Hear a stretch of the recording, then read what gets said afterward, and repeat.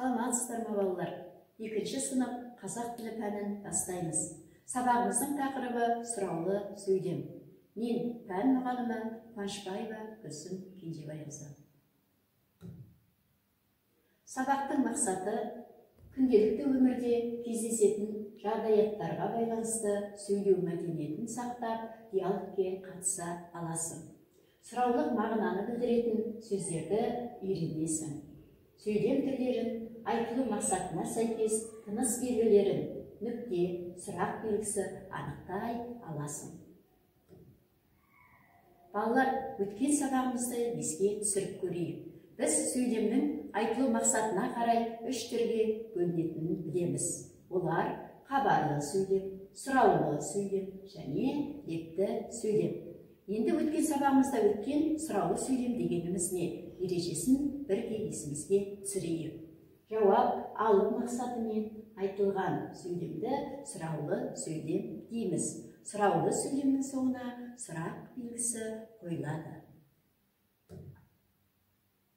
Осы ережеге сәйкес суреттер сөйлейді тапсырмасын орындаймыз. Сөйлейтер тапсырмасында сурет берілген. Осы суретке қарап сіздер бірнеше сұраулы сөйлем құрастыруыңыз қажет. Іске сәт балалар.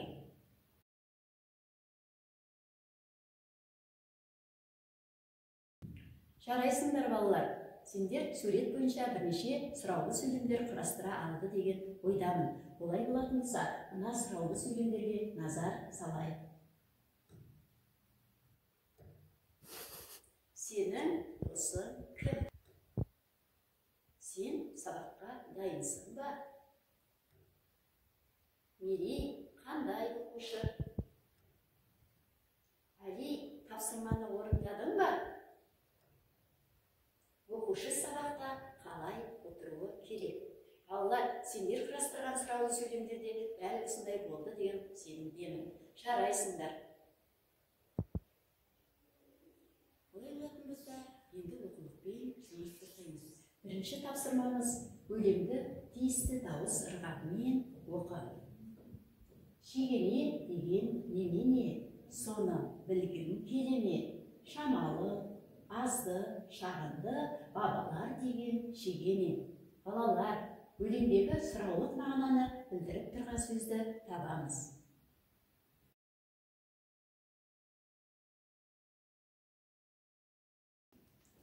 Тамаша балалар. Олай болатын болса, сіздер өлеңдегі сұраулық мағынаны білдіретін сөздерді таба алды деген ойдамын. Шегене деген немене деген қатардағы сұраулық мағынаны білдіріп тұрған сөз немене, яғни шегене деген сөздің ұғымы қандай болатындығын сұрап тұр. Екінші қатардағы соны білгің келе ме деген қатардағы сұраулық мағынаны білдіріп тұрған сөз келе ме. Балалар, қарамен жазылған сөзге назар аударайық. Өлеңдегі қарамен жазылған сөз шегене сөзі. Шегене ата-бабаларымыз ертеректе қолданған көне сөздерге жатады. Қазіргі кезде бұл сөз шамалы, аз, шағын деген мағынада қолданылып келеді. Балалар, мына ережелерді есімізге сақтайық. Сұраулы сөйлемдегі сұраулық мағына беретін сөз басқа сөздерге қарағанда көтеріңкі дауыспен айтылады. Сұраулы сөйлем жасайтын ма, не, ба, бе, па, пе өзінің алдындағы сөздерден бөлек жазылады. Мысалы, Айгүл келді не? Жауын басылып та. Балалар, екінші тапсырмаға назар аударайық. Сөйлемдерді көшіріп жаз. Бізге сөйлемдер берілген. Кәне барлығымыз бірге оқимыз. Кісіге қарап, орынсыз күлме. Сәуле келді ме? Сабақтан кешікпе. Айдос ауылдан келді бе? Ешқашан өтірік айтушы болма. Қар қалың жауды ма? Енді осы сөйлемдерді дәптерімізге қатесіз, таза, әдемі жазамыз.